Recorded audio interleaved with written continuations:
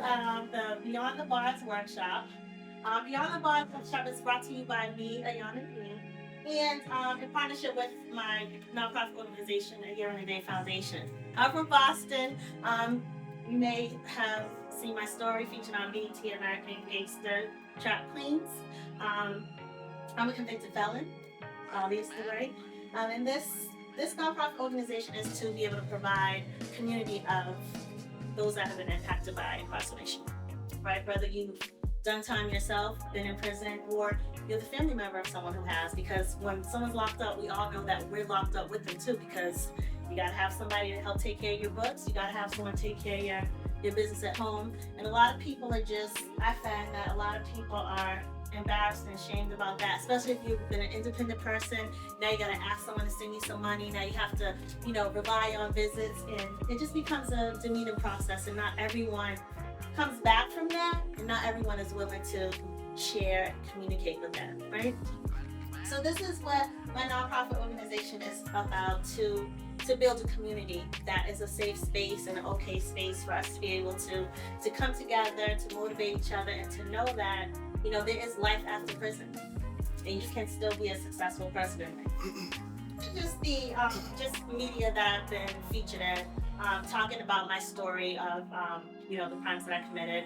I went to prison for financial fraud. I worked at Emerson College. I worked at Berkeley College, and my position in those schools was financial aid advisor, Perkins loan coordinator, and I used my position by taking those funds, and so I went to prison for that.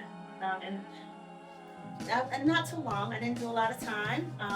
I did a year and a day. Federal prison sentence was my last sentence, which is why I created the A Year and a Day Foundation. I also have a book called A Year and a Day. That's an Amazon bestseller, so I'm proud of that.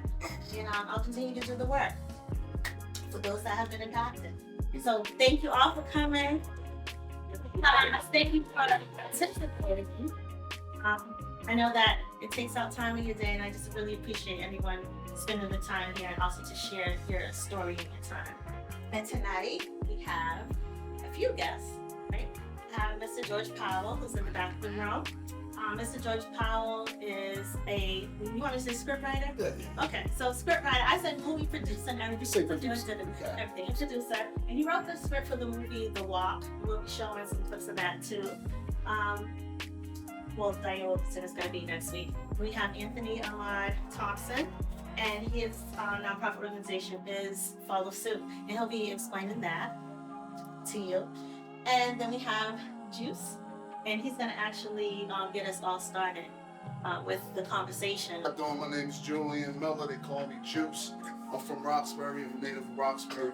Before I get into my story, I want to hit y'all with a poem called God First. And I said, a strong wind blows with force, pushing away rough times of trials and tribulations. Then comes new times, of course, to show no remorse and no more limitations. Problems don't last too long if we put God first. In every situation, our heart will be content in any event, because prayer precedes preparation. Tick tock, time never stops.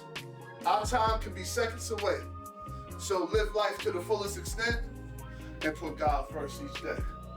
And that was that, right? So now I'm from Roxbury, born and raised. My mother raised 4 siblings, and she did her best to raise us. My family's from Costa Rica. I was the only one that was born here in the United States, but just as me growing up in Roxbury, man, it was just, it was pretty tough for me, as a kid. Just, because everything that happened, everything that went down, like all drug selling, all people getting high, people robbing, shooting, all type of stuff happened in front of my house or in my hallway, you know what I'm saying? So it was like I was kind of like born into it, you know what I'm saying? I've been recovering heroin addict, right? I've been clean for 16 years. Oh, wow. Right? I did 8.5 years in defense for unarmed bank robbery. I robbed 14 banks. And so I've been home, about 7 years. Oh, next month will be 8 years. Right. I've been home, and I've totally changed my life. So I went from, just running the streets, getting high, and selling drugs and robbing, stealing, doing all type of dumb stuff, man. Because I thought that was the way. I thought that was the way out. I didn't have a father in my life, you know what I'm saying? So it was like, I felt as though the streets was my peeps. I went through school, I was in I went through middle school, and in 8th grade, my 8th grade teacher and security guard, Mr. Forenzo and Miss O'Brien, man, they got me in the Catholic Memorial. They paid for all my books. They tutored me 2 times a week, and I messed that package up, man. I messed that package up all because I wanted to run the streets, wearing big chains and carrying money in school and carrying pistols like I was the man and shit, you know what I'm saying? And it wasn't even about that, man, so now that led to me doing juvenile time. From doing juvenile time to adult time, I did 3 years in the state from 98 to 2001.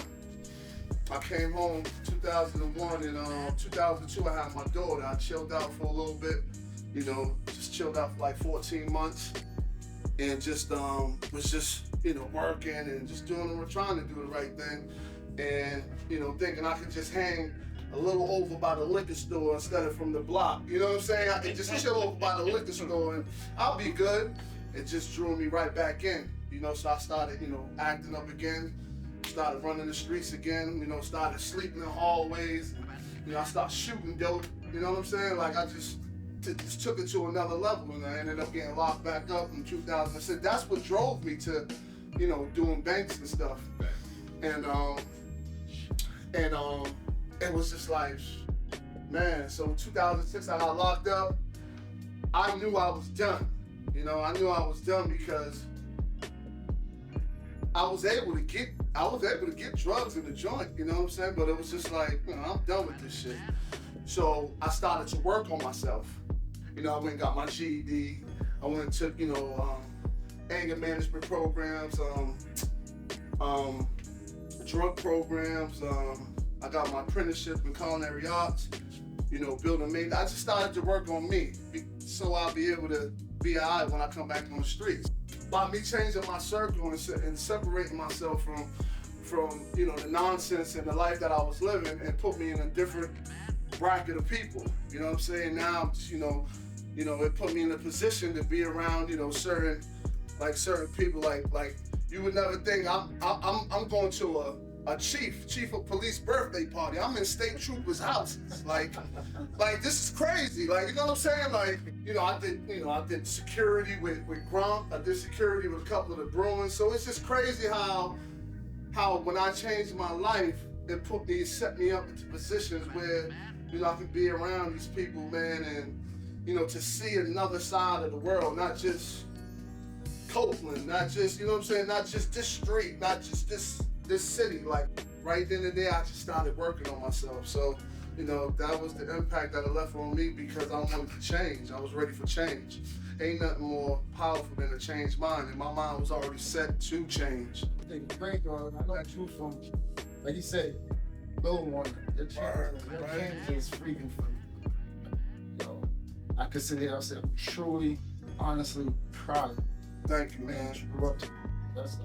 That's encouraging. That's good that you're talking to the youth too. Yeah, absolutely. That's like, what we've been through. You know what I mean? So it's like, yeah, it's that last poem you just did. Yeah. Ooh, you're gonna be a TikTok star. Yeah.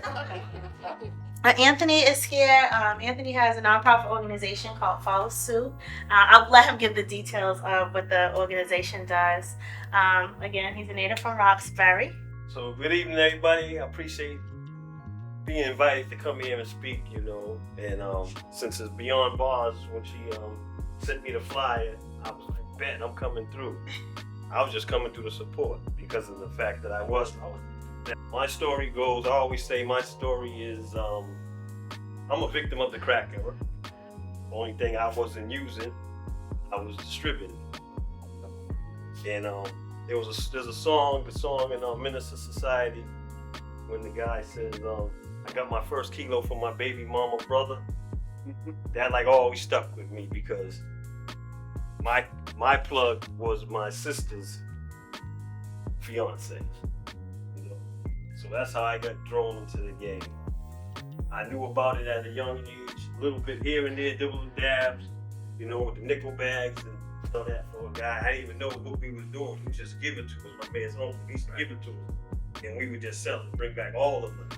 And then he would give us what he wanted. So I didn't even know nothing about selling drugs back then. We were just doing it because it was an opportunity that was there.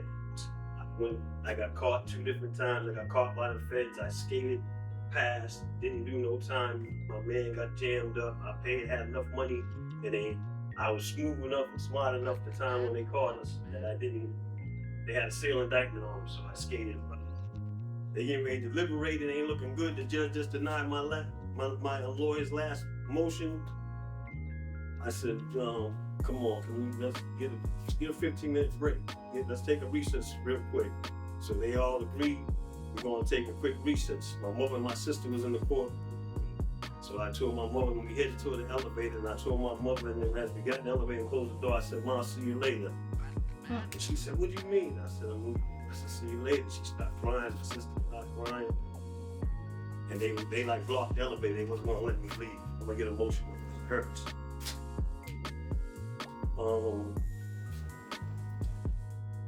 I had to tell my mother, move, so I don't have to move. Gotcha, we're here. So that's what happened. And she moved out the way, I took off. Now I'm a fugitive, they tried me in absentia. So I'm a fugitive, convicted felon on the run. I'm not just someone that got a warrant and they're looking for. I'm a convicted felon on the run. So I'm ended up on the run for almost a decade. I was on the run for almost a decade. Within that time on the run, I experienced prison basically on the run. When you're on the run, you're in prison. So I experienced prison on the run. That prepared me for my prison time. So I did almost a decade on the run. I go to prison. I did 11 years, 10 mandatory for the drugs, and I also did a year in the state I was in when they first caught me because of forgery and all the other fake documents that I had, license, I had all kinds of stuff. So so I ended up giving them a year together, so I made it 11 years. So, but within that time when I was on the run, I started gradually changing myself, which I always tell people, I didn't change, I returned. I returned back to what I already knew. My mother raised me right. You know what I mean? I didn't go into the drug game out of poverty, out of starvation. I needed to feed my family. Like I said, it was thrown in my lap, and I rolled with it, and I was good at it. I gradually decided to turn back to what I knew. And I started from the bottom. I tried looking for jobs. I found a job at a Super Kmart. I used to walk to that job. They wasn't paying me no money, but I walked to that job every day, and I said to myself, I'm gonna go in here, I'm gonna do this job to the best of my ability.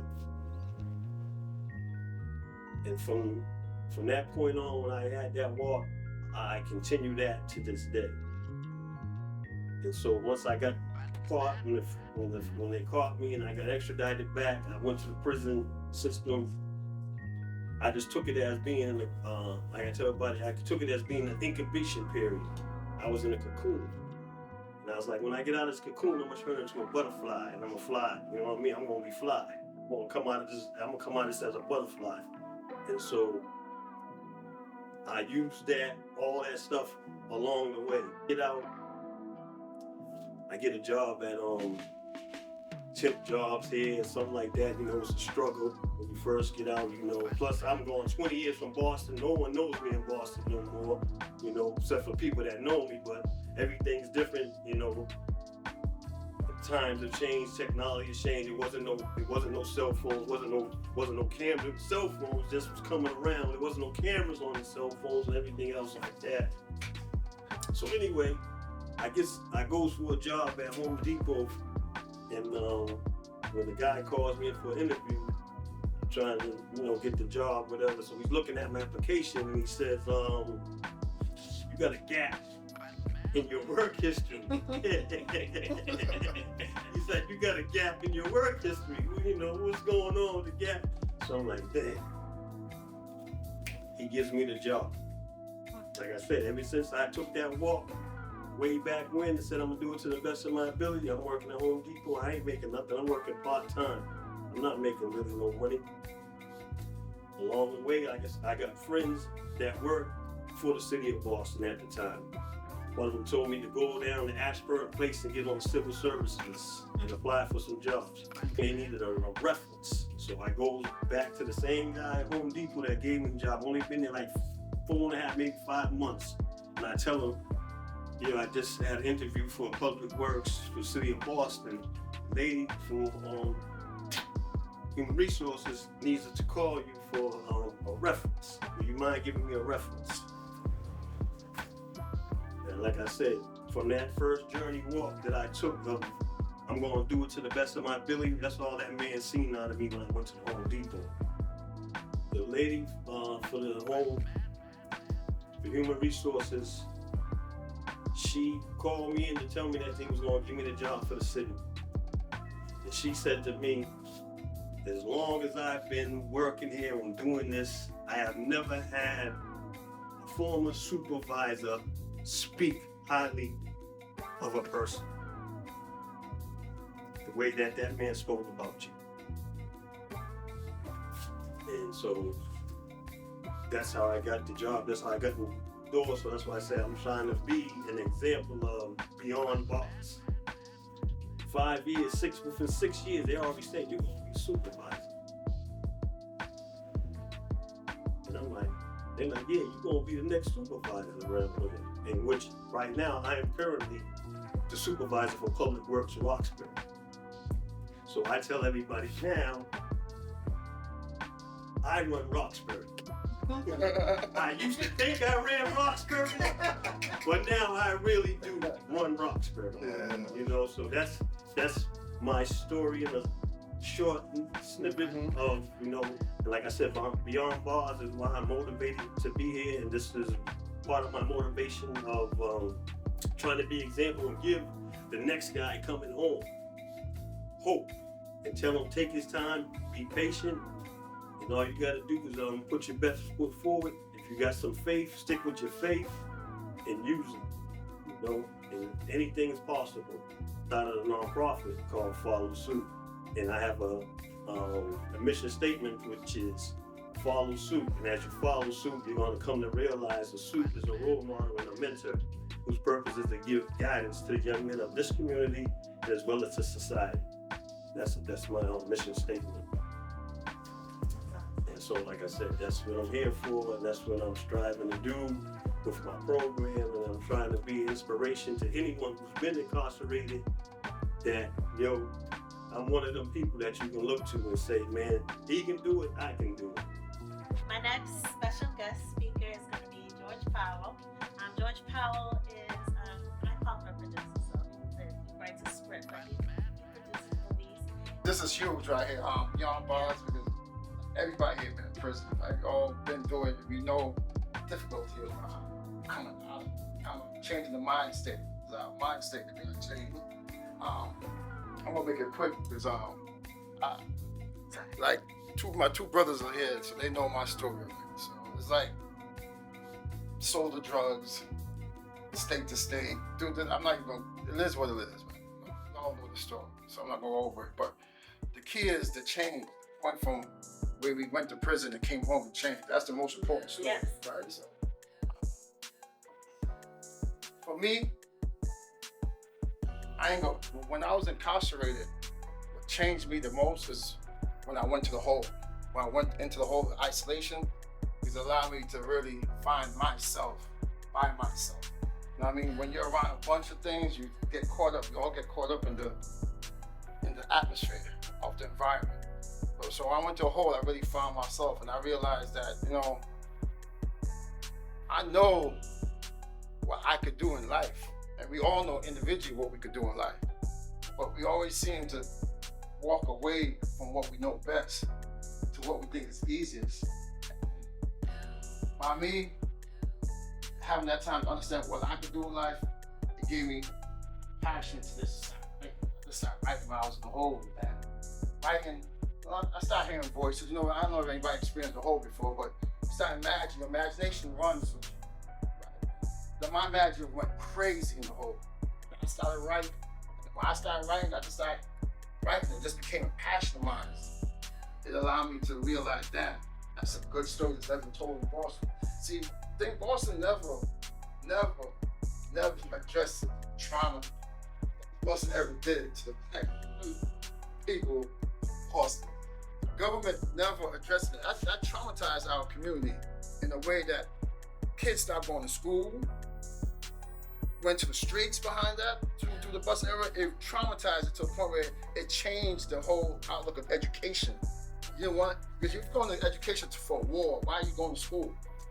I'm always stay on my block. I can war on the block, or I can do what I want on the block. So it changed the mindset of our culture in Boston, that era, and it's never been addressed. So I was like, yo, let me write the story. So that's what inspired me to write the story. To push it forward now, when we come home from prison, everything is against us. We know that. But one thing about us, everything we did in the streets, we survived it.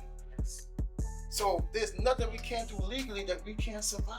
It's like beyond bars. It's like my daughter said to me, yo, Dad, you know what? Only people that's been incarcerated know what freedom is. And that's a fact. Nobody knows freedom unless you've been in prison or unless you've been a slave. That's it. If you've never been in prison, you don't know what freedom is. Don't talk. A person that's never been incarcerated can't talk about freedom. You could talk about freedom and mean it from the soul and the heart and understand what it means. Freedom is taken away. So when we come home and we know we accomplished being free, come on. What can't we not accomplish? Or what power can't we not achieve? After we went through the streets, went through prison, now we're home. So I'm saying this to people that's coming home. People that's coming home, you have accomplished the greatest task of all. It's getting your freedom. Don't let the fight that's ahead of you is real small compared to what you've been through. When we have that word freedom, I mean, I just think we need to, what Yana, you're doing, that's just beautiful, man. I mean, this is going to grow. This right here, what we have right here, you have the most important people around you to start the seed. This is seed right here. And this is just going to flourish. It's going to flourish. I know it is. I know it is. I know it is. We on our way, man. Beyond bars, this is